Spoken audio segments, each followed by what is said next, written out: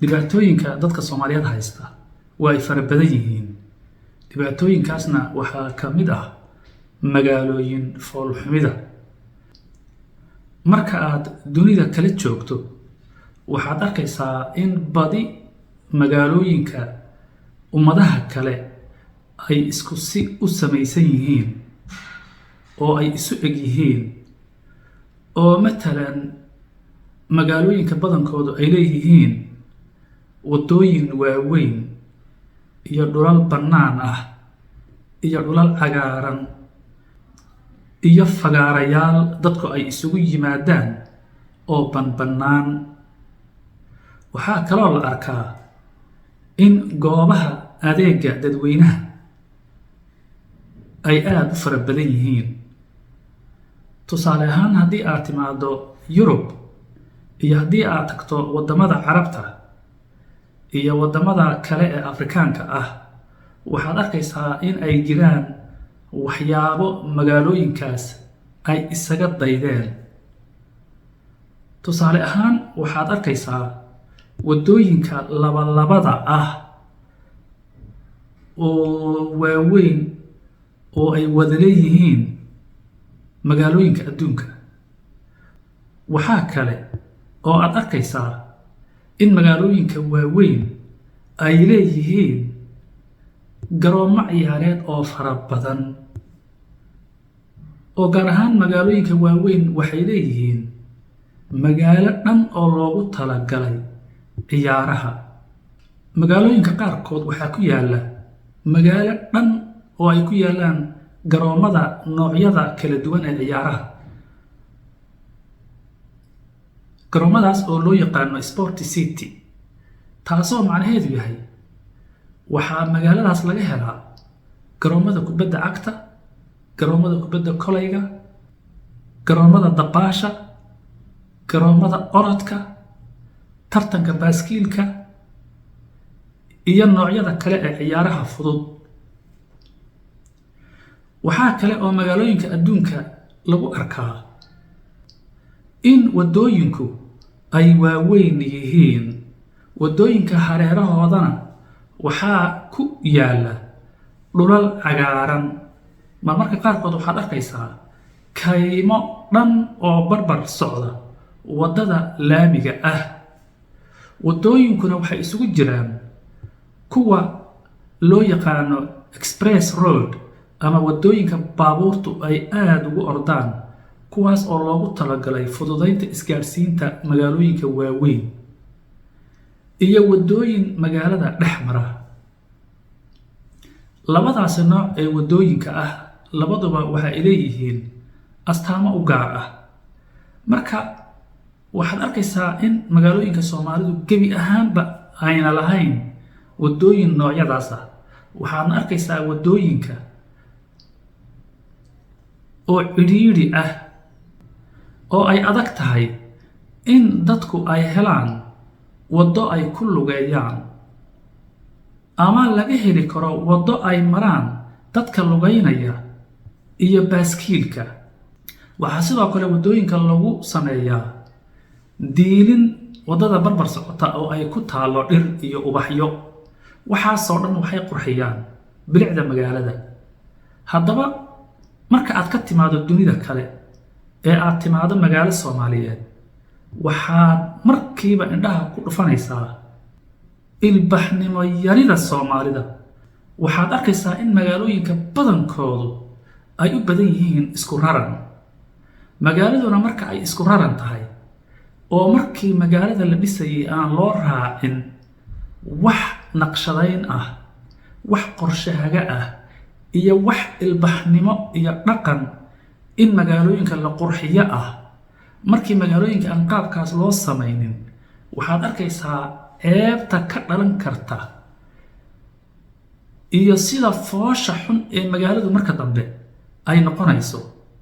Magaaladu marka ay isku raran tahay, marka laga soo tago wadooyinka, waxaa la weynayaa meel la mariyo adeegyada magaalada, sida tusaale ahaan tuubooyinka biyaha, tuubooyinka qaada bulaacadaha, meel la mariyo xadhkaha korontada, meel la mariyo tuubooyinka gaaska waa haddii gaas la helo. marka waxaad arkaysaa magaalooyinka inta dusha laga arkayo inta in la eg bay hoosna u qodan yihiin, sababtoo ah dhulka magaalada hoosteeda ah ayaa la mariyaa dhammaan adeegyadaas aan soo sheegay oo ah biyihii la cabayay, biyihii bulaacadda ahaa, oo ah biyaha musqulaha iyo biyaha la isticmaalay, iyo sidoo kale meel ay ka baxaan biyaha roobka oo ayagana tuubooyin gaara la mariyo. maanta xadhkaha korontada ee Soomaalidu ay dusha mariso adduunka oo dhan xadhkahaas korontada hoos baa la mariyaa. marka xadhkaha korontada laftooda waxay u baahan yihiin meeshii la marin lahaa. gaaska la shito waxaa la mariyaa dhulka hoostiisa. marka haddii aan lagu talagelin in la banneeyo meelihii la marin lahaa waxaas oo shaqooyin ah, markaas magaaladu waxay noqonaysaa magaalo bilic xun oo fool xun, oo marka aad dunida kale ka timaado ee Soomaaliya aad timaado ay isla markaaba calooshu ku xanuunayso. kaaga darane waxaad arkaysaa dadku ilaa hadda kuma baraarugsana khaladka ay ku dhex jiraan iyo badownimada ay ku dhex jiraan iyo dhibaatada haysata. marka waxaad arkaysaa maamulada magaalooyinka, dowladda dhexe, dowlad goboleedyada oo dhammaantood haba yaraate wax dan ah aan ka lahayn ama aan haynin qorshihii wanaagsanaa oo ay wax uga qaban lahaayeen dhibaatooyinka bilic xumida ee magaalooyinka Soomaalida. Soomaalida waxay ku maamaadaa haano daataba waa la barqabtaa. macnaha xilli kasta iyo waqti kasta ayay magaalooyinka Soomaalidu u baahan yihiin in wax laga qabto. waxyaabaha magaalooyinka Soomaalida ka maqan waxaa ka mid ah dhulka baabuurta la dhigto oo gebi ahaanba ka maqan magaalooyinka Soomaalida marka laga reebo magaalada Muqdisho oo iyada tan iyo xilligii isticmaalka iyo dowladihii ka dambeeyay iyo ilaa maanta dadku ay samaysteen ilbaxnimo ay magaalada ku qurxiyaan. oo matalan waxaa ka jirta magaalada Muqdisho marka ay ugu yartahay inay leedahay wadooyin waaweyn. marka magaaladu ay leedahay wadooyin waaweyn waxaa markaasi sahlanaanaya in adeegyadii magaaladu ay u baahnayd oo dhan la sameeyo, sababtoo ah shaqooyinkii aan ka soo sheekaynay marka la sameynayo oo dhulka hoostiisa la qodayo oo biyaha la cabayo iyo biyaha bulaacadaha iyo xadhkaha korontada iyo xadhkaha gaaska dhulkii la marin lahaa ayaa la helayaa. laakiin marka magaaladu ayna wadooyinba lahayn adeegyadaas oo dhan dhibaato badan ayay noqonaysaa sidii loo samayn lahaa.